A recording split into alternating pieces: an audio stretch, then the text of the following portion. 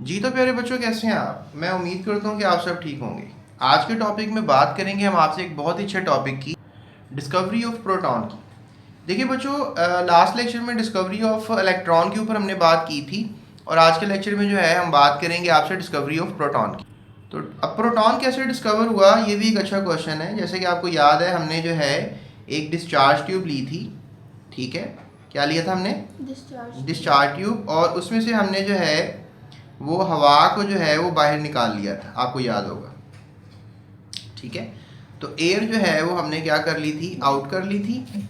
और फिर बाद में हमने अपनी मर्जी से जो है इसमें गैस इंक्लूड की थी। लेट्स से दैट आप इसमें हीलियम गैस ऐड कर लें। लास्ट टाइम नाइट्रोजन गैस का वैसे एडिशन किया था।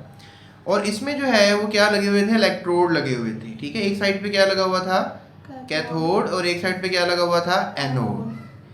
और यहाँ पे इस बार हमने ये स्टार ट्यूब में बना रहा हूँ, इसमें थोड़ी सी चेंजिंग ये करनी है कि इस बार जो हमने कैथोड बनाना है, ठीक है, इस बार हमने जो कैथोड बनाना है, लेट्स से दैट कि ये कैथोड है, ये एक इलेक्ट्रोड है।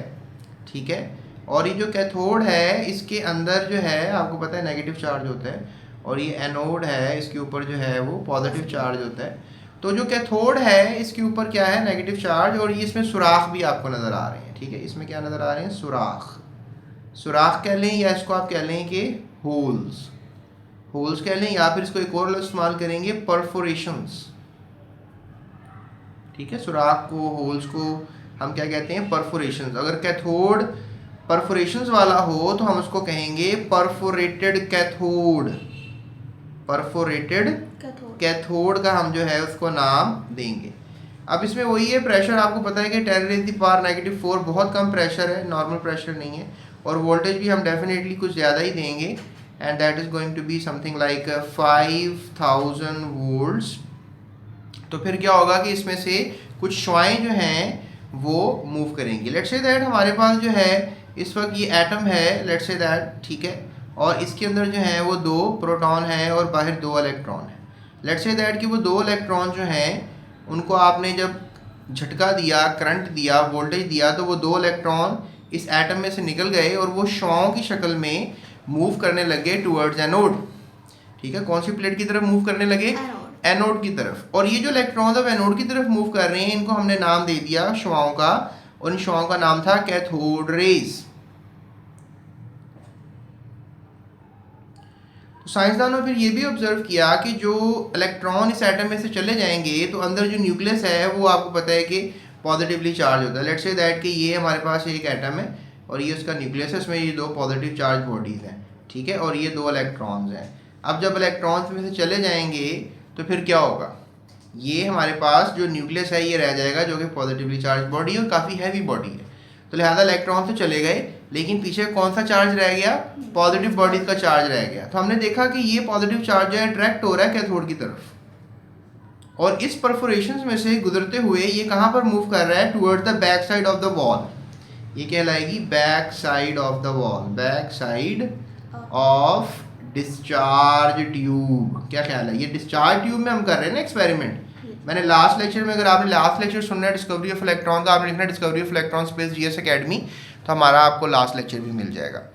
तो अब ये बैक साइड जो है, इस पर आपको पता है कि बहुत ज़्यादा रोशनी पैदा हो रही थी, क्योंकि कुछ शुआएँ इस तरह मूव कर रही थी टुवर्ड्स दी एनोड, और कुछ शुआएँ मूव कर रही थी टुवर्ड्स दी कैथोड।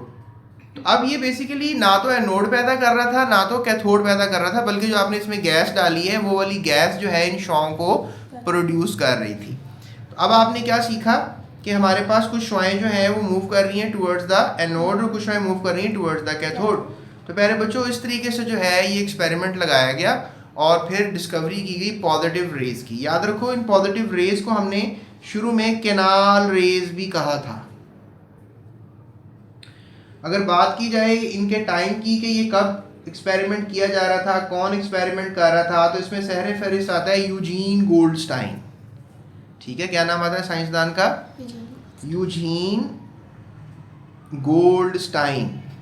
गोल्डस्टाइन जो है ये साइंसदान था, और इसने तकरीबन, कोई आप टाइम की अगर बात करें तो ये टाइम था अराउंड अबाउट 1886 का, तब इसने ये एक्सपेरिमेंट किया था। यानी कि जब कैथोड शॉ पे मज़ीद जो ग्रुप ऑफ साइंटिस्ट काम कर रहे थे उस वक्त से भी पहले की बात है ये, क्योंकि मैंने आपको लास्ट लेक्चर में बताया था कि 1890s के अंदर ग्रुप ऑफ साइंटिस्ट ने जो है वो काम किया था ऑन द कैथोड रेज के वो क्या हैं, कैसे प्रोड्यूस हो रही हैं, उनकी क्या खासियत है, ये सब तो मैंने आपको बताया ना। इस प्रॉपर्टीज़ भी पढ़ेंगे।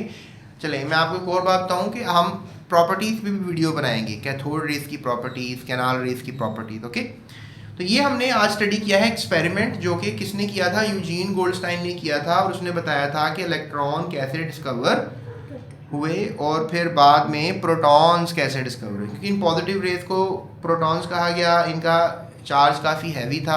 अच्छा, ये भी देखा गया कि जो कैथोड रेज थी काफ़ी हल्की शुआएँ हैं, और जैसा कि आपको याद है कि जब हमने लेट्स से दैट के इन शुआओं को गुजरते देखा, जब हमने मैग्नेटिक फील्ड लगाई, एक तरफ पॉजिटिव प्लेट थी एक तरफ नेगेटिव प्लेट थी, तो हमने इनका ट्रेंड कहाँ देखा, ये कहाँ बेंड कर रही थी, टुवर्ड्स दी पॉजिटिव प्लेट। क्यों बेंड कर रही थी, क्योंकि खुद क्या थी ये नेगेटिवली चार्ज। लेकिन जब हमने देखा कि ये जो पॉजिटिव शुआएं हैं जो कि उल्टा मूव कर रही हैं from the anode to cathode, तो हमने जब इनको इलेक्ट्रिकल फील्ड या मैग्नेटिकल फील्ड दी, लेट्स से दैट ये पॉजिटिव फील्ड दी और ये, तो हमने देखा ये बेंड कर रही है टुवर्ड्स द नेगेटिव साइड, यानी कि इन पे चार्ज क्या था, पॉजिटिव, इसलिए तो नेगेटिव साइड पे जो है ये बेंड कर रही हैं। तो that was a very clear idea कि भाई इनके ऊपर चार्ज क्या होता है, and that makes an idea कि इनके पे चार्ज जो है वो होता है पॉजिटिव। ठीक है, पॉजिटिव चार्ज इन पे होता है।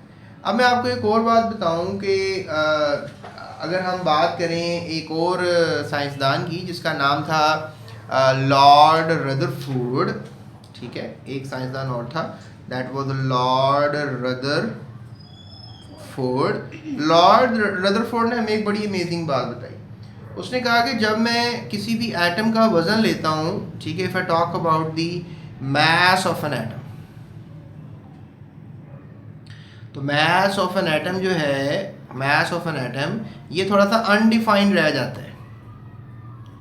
ये बड़ी अमेजिंग बात उसने की थी रदरफोर्ड ने। उसने कहा था कि नो डाउट न्यूक्लियस के अंदर पॉजिटिव बॉडीज़ होती हैं, बाहर इलेक्ट्रॉन नेगेटिव बॉडीज़ होती हैं, लेकिन इस पॉजिटिव बॉडीज़ को, इन पॉजिटिव बॉडीज़ की सिर्फ बात करके ये बात अनडिफाइंड है कि सारा मैथ सिर्फ प्रोटॉन्स का ही होता है। यानी कि उसने कहा था कि कुछ और भी जो है वो न्यूक्लियस में मौजूद है। ठीक है, यानी कि उसने प्रिडिक्शन की थी कुछ ऐसे पार्टिकल्स की जो कि न्यूट्रल पार्टिकल्स थे, यानी जिन पे कोई चार्ज नहीं था। उसने कहा था कि हो सकता है कि मतलब इट इज़ समथिंग लाइक 1917 का वक्त ले लें आप, या 1920s का वक्त ले लें, जहाँ तक मेरा आइडिया है। वैसे बुक में आपके 1917 लिखा हुआ है। तो ये इस वक्त के अंदर जो है ये कहा गया कि जो न्यूट्रल पार्टिकल्स हैं वो भी न्यूक्लियस के अंदर ही एग्जिस्ट करते हैं पॉजिटिव पार्टिकल्स के साथ साथ। मतलब अभी तक हमने इलेक्ट्रॉन की डिस्कवरी भी कर ली, और आज हमने किसकी डिस्कवरी कर ली, पॉजिटिव रेज की, यानी कि प्रोटॉन्स की।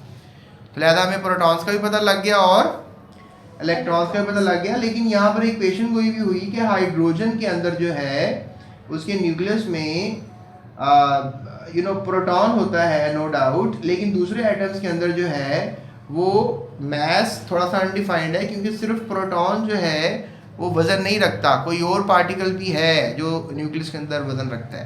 तो ये बात 1917 में किसने की थी, रदरफोर्ड ने की थी। और फिर बाद में डेफिनेटली डिस्कवरी ऑफ न्यूट्रॉन की तरफ जाएंगे हम, जो कि 1932 में की गई। ठीक है, ये हम पढ़ेंगे।